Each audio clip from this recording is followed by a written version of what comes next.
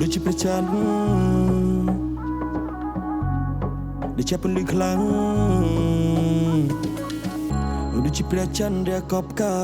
យអារម្មណ៍ដែលឃ្លាតឆ្ងាយខូចចិន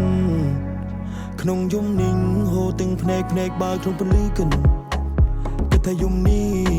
បេះដូងក៏ឈឺយំនេះខួរដោដុំគីគិតតែព្យាបាលតែមិនមែនពេលនេះពេលរត់ប្រលឹងហត់ទៅលើវាហាងាកមើលក្រោយគិតដល់កណ្ដាថា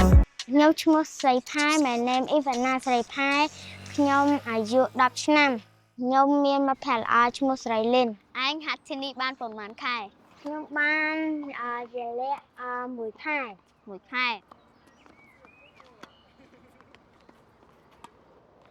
ឯងហាត់ទីនេះជាមួយនឹងខ្ញុំនិងមិត្តភក្តិដទៃដែរឬទេ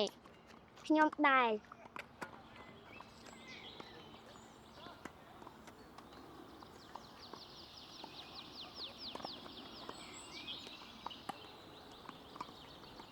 ឯងហាត់ទីនេះចង់ឲ្យខ្ញុំមកមើលដែរឬទេខ្ញុំចង់ឲ្យស្រីលីនមកមើលខ្ញុំ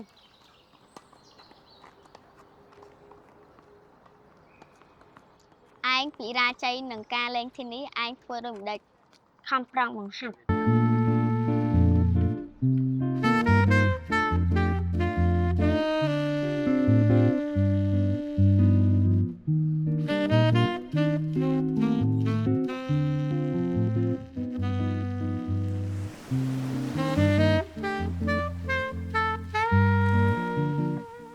ពេលទំនេរសិផាងចូលចិត្តធ្វើអ្វី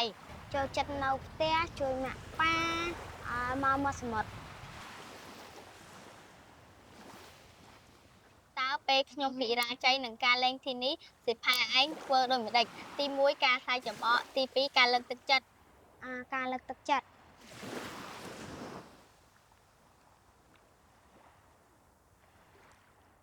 ការលេងទីនេះផ្ដល់ប្រយោជន៍អ្វីខ្លះ